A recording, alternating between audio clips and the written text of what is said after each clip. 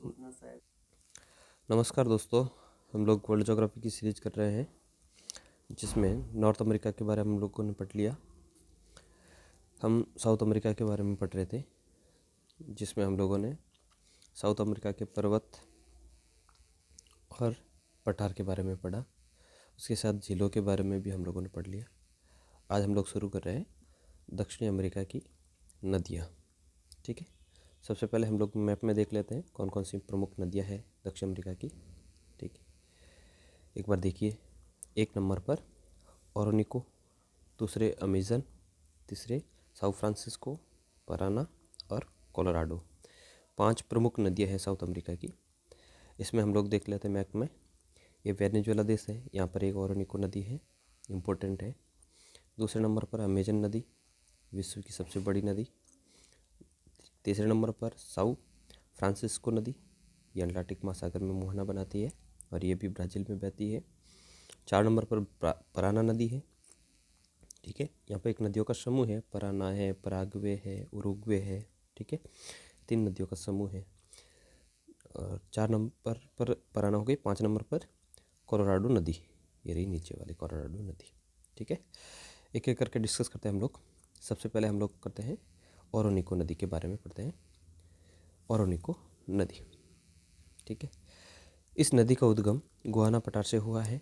Guana पठार के बारे में हम लोगों ने पढ़ा। साउथ अफ्रीका के सबसे नॉर्थ में विस्तृत है ये पठार, तथा यह अटलांटिक महासागर में जाकर गिरती है, ऊपर की ओर मुहाना बनाती है अटलांटिक महासागर में। यह वेनेजुएला की प्रमुख नदी है। ये वेनेजुएला देश जो सबसे नॉर्थ में है उसकी ये प्रमुख नदी है। इस नदी के बेसिन में लानोस घास के मैदान स्थित है। ये ध्यान रखिए, लानोस घास के मैदान वेनेजुएला में स्थित है। और नदी कौन सी है? ओरोनिको नदी के बेसिन क्षेत्र में है।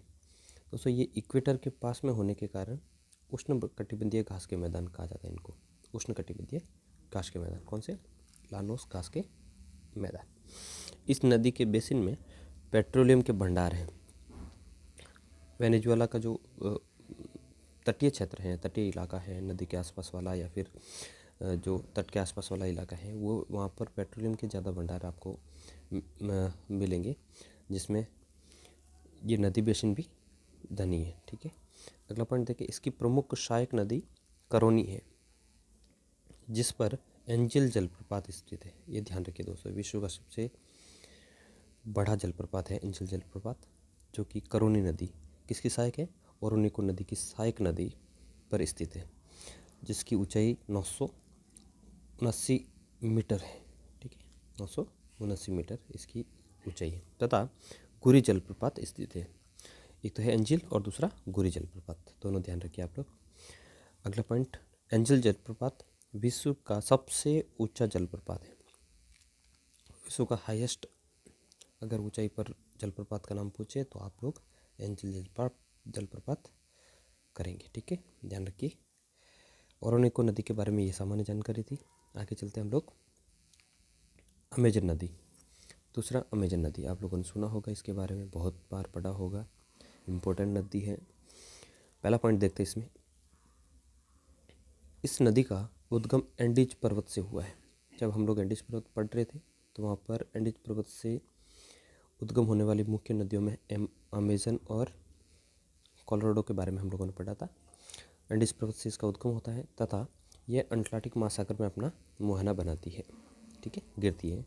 यह विश्व की सबसे बड़ी नदी है, सबसे बड़ी, तथा यह विश्व की दूसरी सबसे लंबी नदी है।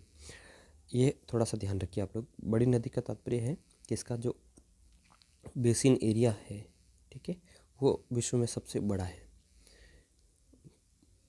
और लंबाई की दृष्टि से देखा जाए तो ये दूसरे नंबर पर है ना। तो ये आप लोग ध्यान रखिए। बड़ी का मतलब इसका एरिया जो है, फैलाव एरिया, बहाव क्षेत्र का, वो बड़ा है, विश्व में सबसे बड़ी नदी के रूप में जाना जाता है। और लंबाई में अगर देखा जाए तो ये जो अफ्रीका महाद्वीप की नील नदी है उसके बाद में दूसरी सबसे लंबी नदी है ये। इस नदी बेसिन में सेल्वास नामक वर्षा वन पाए जाते हैं। सेल्वास नामक वर्षा वन पाए जाते हैं। आप लोग ध्यान रखिए, जो अमेजन नदी बहती है तो लगभग 0 डिग्री या फिर 0 डिग्री अक्षांश के पास में, विषुवत रेखा के पास सारे इसका बहाव क्षेत्र है। तो विषुवत रेखा के आसपास में विषुवत रेखीय वर्षावन पाए जाते हैं। इन्हीं वर्षावनों को ब्राज़ील में सेल्वास के नाम से जाना जाता है। ठीक है, फैक्ट ध्यान रखिए आप लोग। इसके बेसिन में घास के मैदान भी पाए जाते हैं।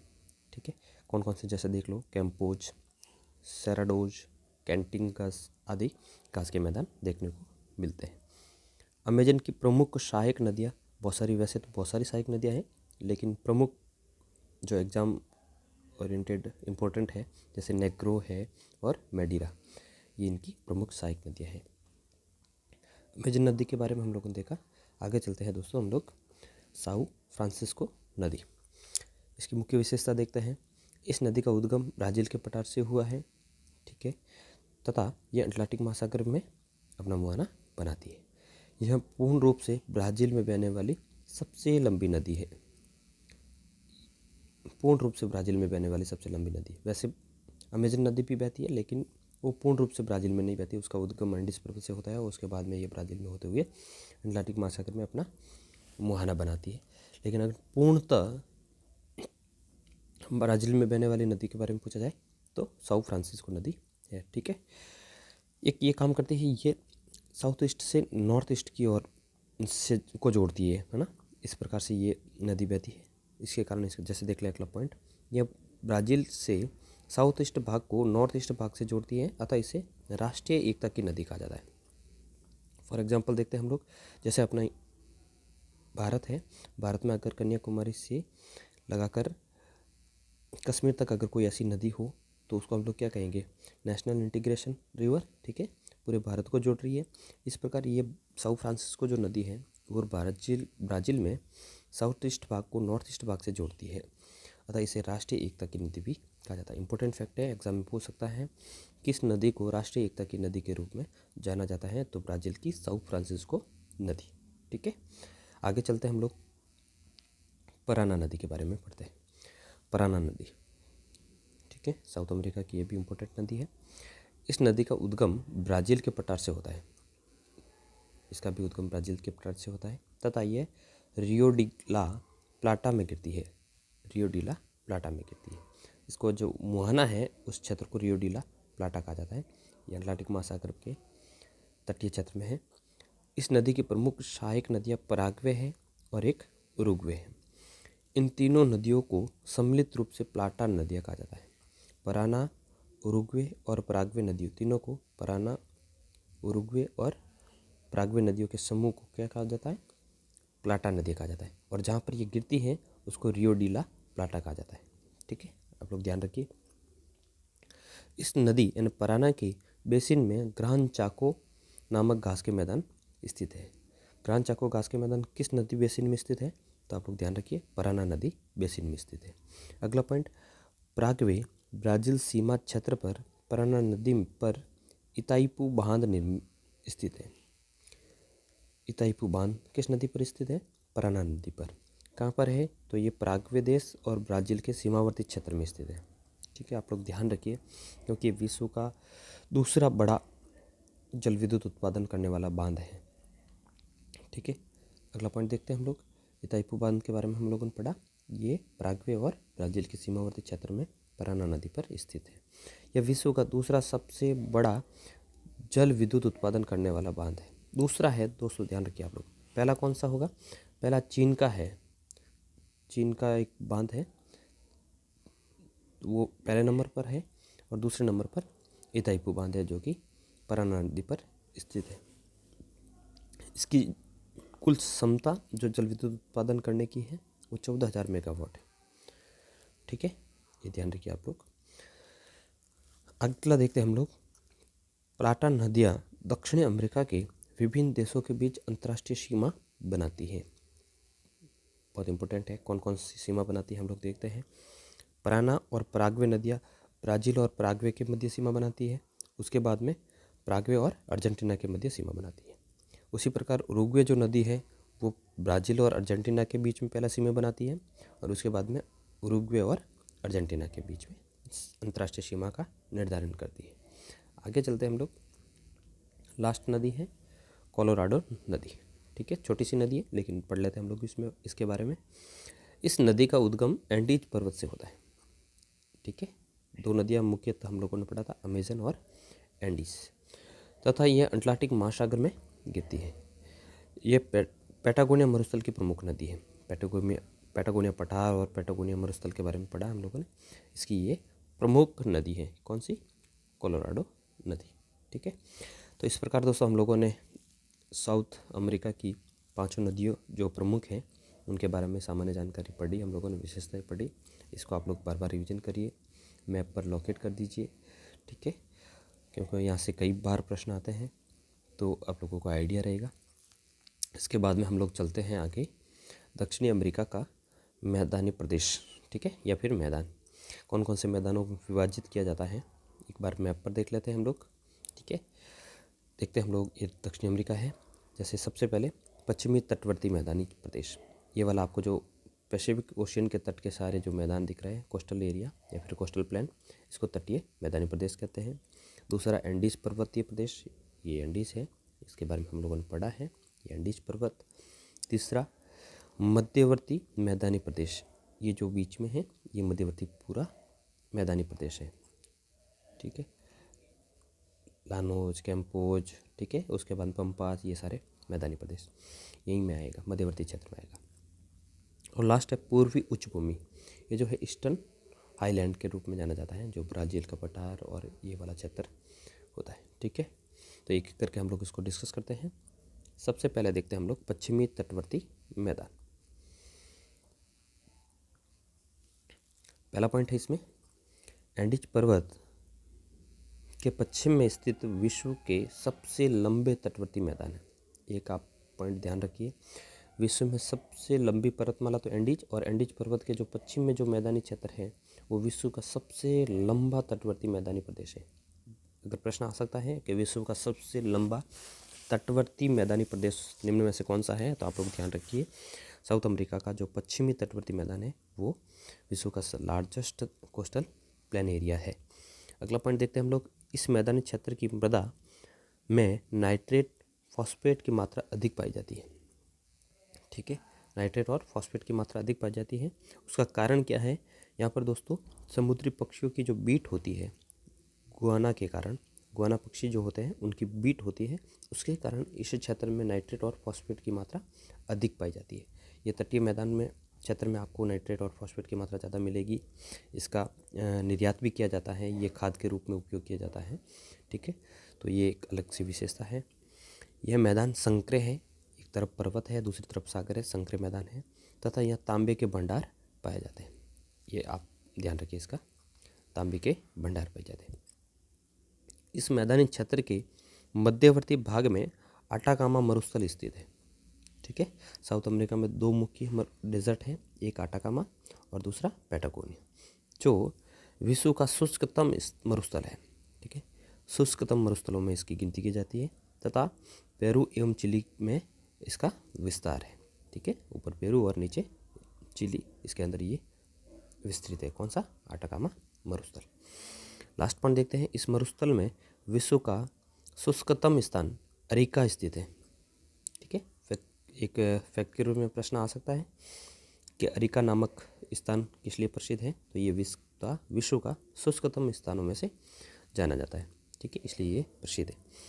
दूसरा देखते हैं हम लोग, पहला देख लिया हम लोगों ने पश्चिमी तटीय या तटवर्ती मैदान, और दूसरा देखते हैं मध्यवर्ती मैदानी प्रदेश। क्योंकि एंडीज पर्वत के बारे में हम लोगों ने पहले पढ़ लिया है, तो एंडीज पर्वत नहीं पढ़ के हम लोग मध्यवर्ती मैदानी प्रदेश के बारे में पढ़ रहे हैं। इस मैदानी क्षेत्र का निर्माण ओरिनिको, अमेजन तथा पराना जैसी नदियों के द्वारा हुआ है। ठीक है, बड़ी बड़ी नदियाँ बहती हैं और नदियाँ बहने के कारण ये अपने साथ अवसाद को लाती है, सेडिमेंट को लाती है, और सेडिमेंट को मैदानी क्षेत्र में वापस निक्षेपित करती है, और निक्षेपण के कारण मैदान का निर्माण होता है। ठीक है, अगला पॉइंट देखते हैं हम लोग, इस मैदानी क्षेत्र में उष्णकटिबंधीय घास के मैदान पाए जाते हैं। ठीक है, ट्रॉपिकल ग्रासलैंड, उष्णकटिबंधीय घास के मैदान पाए जाते हैं, शीतोष्णकटिबंधीय घास के मैदान तथा वर्षा वन स्थित हैं। ठीक है। उष्णकटिबंधीय जैसे हम लोगों ने देखा था लानोस घास के मैदान, शीतोष्णकटिबंधीय घास के मैदान जैसे पंपास है, ठीक है, और वर्षावन जैसे लानो सेल्वास के वर्षावन हम लोगों ने देखा था ब्राज़ील में। तो ये सारी विशेषताएं इन मध्यवर्ती मैदानी प्रदेश की हैं। उष्णकटिबंधीय घास के मैदान, शीतोष्णकटिबंधीय घास के मैदान और वर्षावन, तीनों प्रकार की विशेषताएं इन मध्यवर्ती मैदानी प्रदेशों में देखने को मिलती है। अगला पॉइंट देखते हैं, इस क्षेत्र में स्थित वर्षावन सेल्वास कहलाते हैं। अभी डिस्कस किया था हम लोगों ने सेल्वास, जो अमेजन के वर्षावन है उनको सेल्वास कहा जाता है। सेल्वास अमेजन नदी के बेसिन में स्थित है, ठीक है। विश्व की सर्वाधिक जैव विविधता इन्हीं वर्षावनों में पाई जाती है, ठीक है। इसीलिए इनको जो पृथ्वी के फेफड़े या विश्व के फेफड़े के नाम से भी जाना जाता है, ठीक है। कारण क्या है, यहाँ पर साल भर बारिश होती रहती है, डेली बारिश होती है, ज़्यादा वनस्पतियाँ पाई जाती है, वनों की ऊंचाई ज़्यादा है, जल की मात्रा ज़्यादा है, ठीक है। टेम्परेचर भी अच्छा खासा रहता है, इसके कारण यहाँ पर बहुत सारी जैव विविधता पाई जाती है। अतः इन्हें विश्व के फेफड़े या फिर पृथ्वी के फेफड़ों के नाम से जाना जाता है। किसे जाना जाता है? अमेजन के वर्षावन को। यहाँ विश्व की सबसे हल्की लकड़ी वाले वृक्ष बालाशा पाए जाते हैं, ठीक है। देखो, इक्वेटोरियल रीजन में होने के कारण ये लकड़ी कठोर होती है, ठीक है। तो ये कठोर भी है और हल्की भी है, ठीक है, और मजबूत भी है।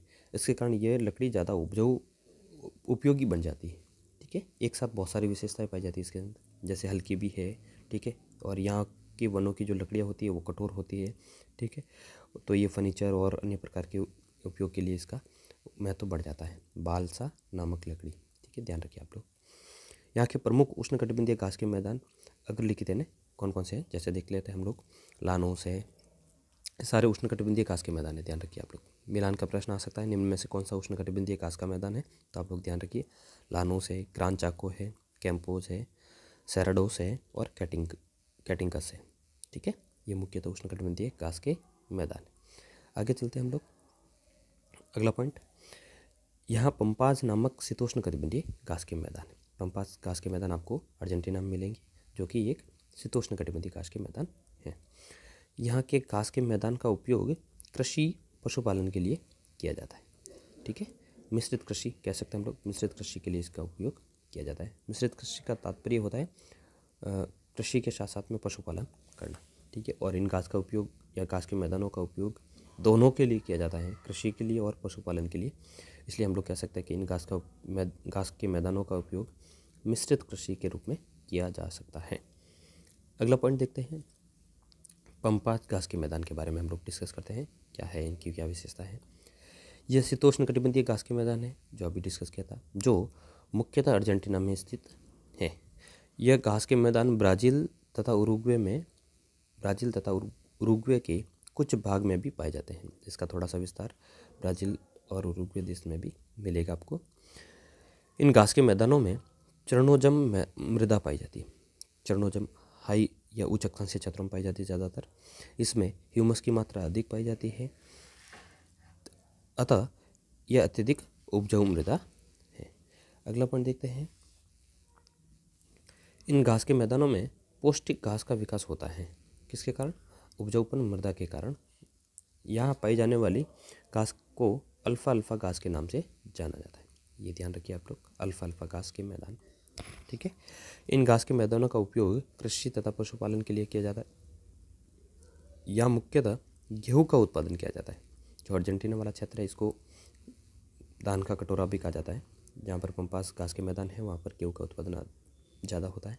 अतः अर्जेंटीना गेहूँ का अग्रणी उत्पादन और निर्यातक देश है, ठीक है। तो हम लोगों ने मुख्य रूप से इसका विभाजन पढ़ा। आगे देखते हैं हम लोग जल संधि के बारे में। तो एक है मैगेलन जल संधि, साउथ अमेरिका की इम्पोर्टेंट है। ये साउथ अमेरिका का जो मैप है, इसमें आप लोग ध्यान दीजिए। यहाँ पर एक छोटा सा द्वीप समूह है और यहाँ पर जो जल संधि पाई जाती है उसी को मैगेलन जल संधि के नाम से जाना जाता है, ठीक है। यह जल संधि प्रशांत महासागर को अटलांटिक महासागर से जोड़ती है। यहाँ इस तरफ पैसिफिक ओशन और इस तरफ अटलांटिक ओशन को जोड़ती है। यह एक प्रमुख जल मार्ग है, ठीक है। यहाँ पर ये अवस्थित है, ध्यान रखिए आप लोग, या फिर मैप में आप लोग देखिए एटलस में। अगला देखते हैं हम लोग गालापेगोस द्वीप। ठीक है, गालापेगोस द्वीप देखिए दोस्तों, ये जो जीरो डिग्री इक्वेटर है इसके जस्ट यहाँ उत्तर की ओर में या फिर नज़दीक में यहाँ पर एक द्वीप समूह है जिसको गालापेगोस द्वीप के नाम से जाना जाता है। यह द्वीप विषुववृत्तीय क्षेत्र में स्थित है, अतः यह गहन वनस्पति एवं जैव विविधता पाई जाती है। यह द्वीप इक्वेडोर का क्षेत्राधिकार है। आप लोग देखोगे तो यहाँ पर इक्वेडोर देश अवस्थित है, इसके क्षेत्राधिकार में ये द्वीप समूह आता है। इस द्वीप से ऑलिव रिडले, एक प्रकार के कछुए होते हैं दोस्तों, जिसका नाम है ऑलिव रिडले नामक कछुए प्रजनन के लिए प्रवास करते हैं तथा ये भारत के पूर्वी तट पर पहुंचते हैं। जो अपना भारत का पूर्वी तट है यहाँ उड़ीसा, और यहाँ पर ये प्रजनन के लिए आते हैं। ठीक है, वहाँ से चलकर पैसिफिक ओशन को पार करते हुए ये सुमात्रा इंडोनेशिया होते हुए यहाँ से उड़ीसा के तट पर यहाँ आते हैं और यहाँ आकर इनका